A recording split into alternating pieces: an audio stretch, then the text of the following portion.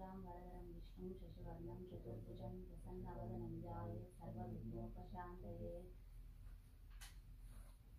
గణపతి జననము. సూత మహర్షి శౌనకాది మునులకు ఇట్లు చెప్పిరి. ఘనముఖుడైన అసురుడొకడు తన తపస్సుచే శంకరుని మెప్పించి కోరరాని వరము కోరినాడు. తనను ఎవరు వధించజాలనని శక్తిని శివుడు తన ఉదరమునందే నివసించవలనని కోరినాడు. ఆ ప్రకారము శివుడు అతడి పుట్టి యందు బందీ అయినాడు. అతడు అజేయుడైనాడు. భర్తకు కలిగిన ఈ స్థితి పార్వతీదేవికి చాలా దుఃఖదాయకమైనది. జగత్తుకు శంకరుడు ఏమి స్థితి అయింది. జగన్మాతయగు పార్వతి భర్తను విడిపించు ఉపాయమునకై విష్ణువు నర్తించినది. విష్ణువు గంగిరెద్దు అని వేషము ధరించాడు. నందీశ్వరుని గంగిరెద్దుగా వెంట తీసుకొని వెళ్ళాడు. గంగిరెద్దు నాడించి గణముఖాసురుని వెక్కించినాడు.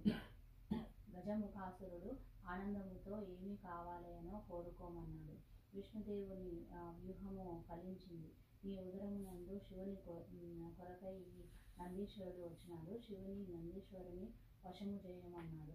గజముఖాసురునికి శ్రీహరి వ్యూహం అర్థమైంది. తనకు అంత్యకాలము దాపరించినదని గుర్తించాడు.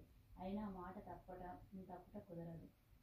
పుట్టి అందున్న శివుని ఉద్దేశించి ప్రభు శ్రీవారి ప్రభావమును నా జీవితము ముగించినది. నా అనంతరము నా శిరస్సు త్రిలోక పూజితమవునట్లు నా చర్మమునకు నిరంతరము నీవు ధరించినట్లు అనుగ్రహించవలసింది అని ప్రార్థించి తన శరీరమును నందీశ్వరుని వశము చేశాడు.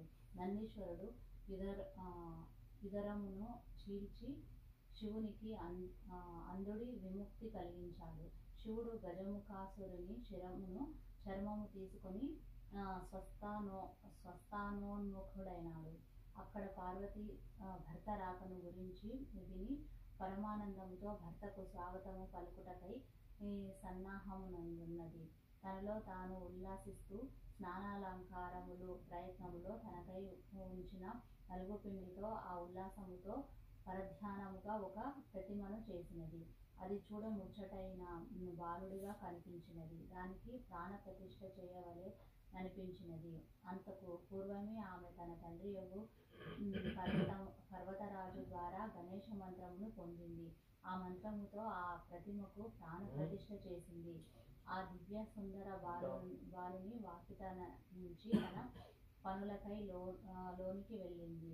శివుడు తిరిగి వచ్చాడు. వాకిట ఉన్న బాలుడి అతనికి అభ్యంతర మందిరములోనికి పోనివ్వక నిలువరించినాడు.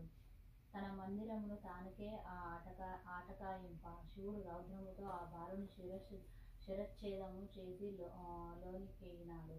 జరిగిన దానిని విని పార్వతి విలిపించింది. శివుడు చింతించి వెంటనే తన వద్దనున్న గజముఖాసురుని శిరముని ఆ బాలుని మొండెమునకు అతికి ఆ శిరమునకు శాశ్వతత్వమును త్రిలోక పూజనీయతము కలిగించాడు. గణేశుడు గజాననుడై శివపార్వతులు ముద్దుల పట్టి అయినాడు. విగత జీవుడైన గజముఖాసురుడు అనింద్యుడై మూషిక రూపమున వినాయకుని వాహనమై శాశ్వత స్థానమును పొందాడు. చంద్రుని పరిహాసము. గణేశుడు జ్ఞానస్వరూపి, అగ్రపూజనీయుడు, జగద్వంద్యుడు. ఈ విషయమును విస్మరించిన చంద్రుడు వినాయకునికి వింత రూపమునకు విరగబడి నవ్వాడు. చంద్రుడు మనస్సుకు సంకేతము.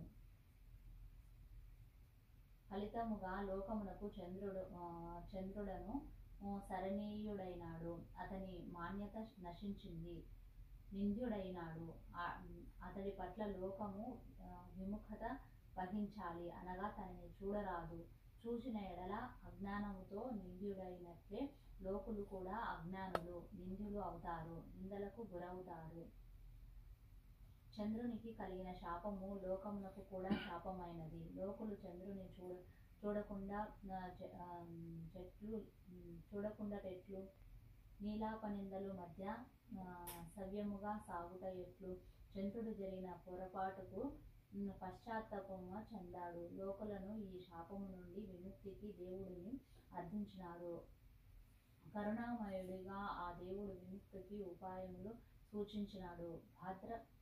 భాద్రపద శుద్ధి చవితి నాడు తన పూజ చేసి తన కథను చెప్పుకొని అక్షతలు శిరమున ధరించిన ఎడల నిష్కలంక జీవితములు సాధ్యమవునని అనుగ్రహించినాడు. ఇది ఎల్లరికీ విధిని వక్కాణించబడినది. దీనిలో ఏ మారుపాటు ఎంతటి వారికి అయినా తగిదని శమంతకమన్యు వాక్యామునమును ద్వారా మరింత స్పష్టము చేయబడినది.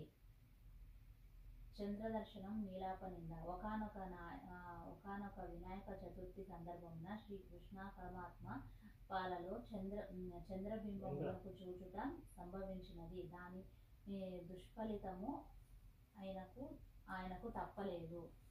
సత్రాజిత్తనాథుడు సూర్యోపాసనచే శమంతకమణిని సంపాదించినాడు. దినమునకు 8 బారవులు బంగారు నీయగల మణి ఇది. అంతటి శక్తివంతమైన మణి పరిపాలకులకు వద్ద ఉండదగినని ధర్మజ్ఞుడుగా శ్రీకృష్ణుడు భావించినాడు. ఆ విషయమును సత్రాజిత్తునకు సూచించినాడు. అతనికి ఆ సూచన రుచించలేదు. అనంతరము సత్రాజిత్తు తమ్ముడు ప్రసేసనుడు విలాసముగా ఆ మణిని ధరించి వేటకు అడవికి వెళ్ళినాడు. అది అతనికి నాశన హేతువైనది. ఆ మణిని చూచి మాంసఖండమని భ్రమించి సింహం ఒకటి అతడిని వెంటాడి చంపి మణిని నోట కరుచుకొని పోయినది.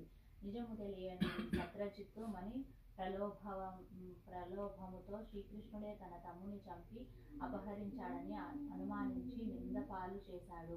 ఆ నింద బాపుకొనుటకు శ్రీకృష్ణుని కర్తవ్యమైనది. అడవిలో అన్వేషణ సాగించాడు. ఒకచోట ప్రసేసనుడు కళేబరము కనిపించినది. అంతటా కనిపించిన సింహపు కాలిజాడలు వెంట సాగి వెళ్ళాడు. ఒక ప్రదేశమును సింహము భల్లూకము పోరాడిన జాడలు కనిపించాయి. శ్రీకృష్ణుడు భల్లూకపు కాలిజాడలు వెంట వెళ్ళాడు. అవి ఒక గుహలోకి వెళ్ళాయి. గుహలో ఒక బాలికనున్న ఊయల తొట్టికి మణి వేలాడగబెట్టబడి ఉన్నది. శ్రీకృష్ణుడు ఆ మణిని అందుకున్నాడు. ఇంతలో భయంకరముగా అరుచుచు ఒక భల్లూకం అతనిపై పడింది.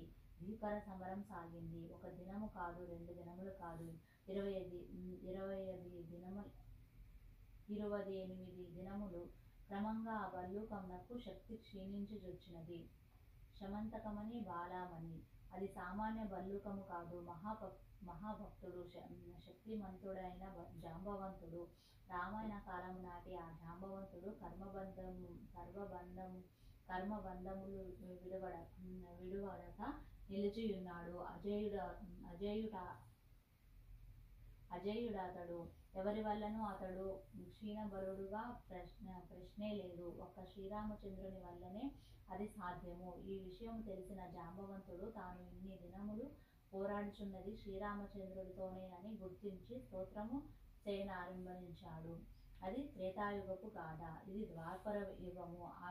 ఆ యువతారముతో జాంబవంతునికి సేవలకు మెచ్చిన శ్రీరామచంద్రుడు ఒక వరము కోరుకోమన్నగా అవివేకముతో జాంబవంతుడు స్వయంగా శ్రీరామచంద్రునితో ద్వంద్వ యుద్ధమును కోరినాడు. అది శ్రీరామ కార్యము కాదు కానప్పుడు నెరవేరలేదు. అవివేకముతో అతడు కోరిన కోరిక జాంబవంతునికి దీర్ఘకాల కర్మబంధమునైనది. ఇప్పుడు కర్మ పరిపక్వమైనది.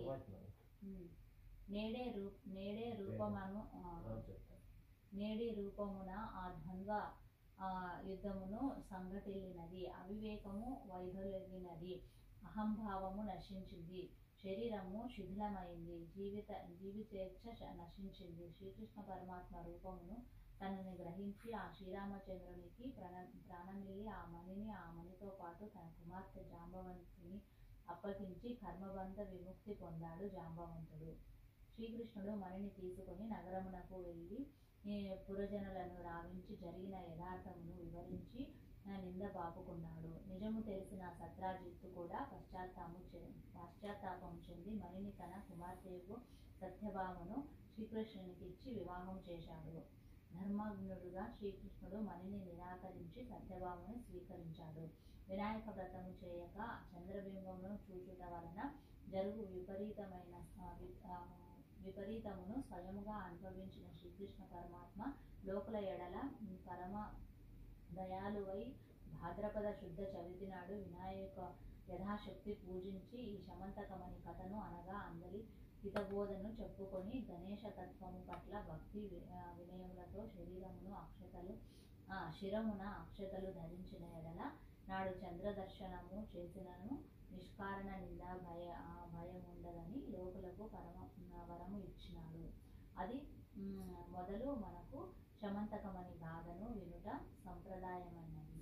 పూజ చేసి కథనంతయు విని అవకాశము లేని వారు సింహ ప్రసేనమవధీత్ సింహో జాంబవతాః ఇది బాలక మారోదః తవ శేష శమంతకః. సింహము ప్రసేసుని చంపినది, ఆ సింహమును జాంబవంతుడు చంపెను కనుక ఓ బిడ్డ ఏడవకు, ఈ శమంతకము నీదే అని అర్థము గల పై శ్లోకమైన పఠించుట ద్వారా ఆ విషయము స్మరించదగియున్నదని చెప్పబడినది. ఇది జాంబవంతుని గుహలో ఊయలలో బిడ్డను లాలించుతూ పాడిన పాట అని చెప్పబడినది. సర్వే జనా సుఖినో భవంతు.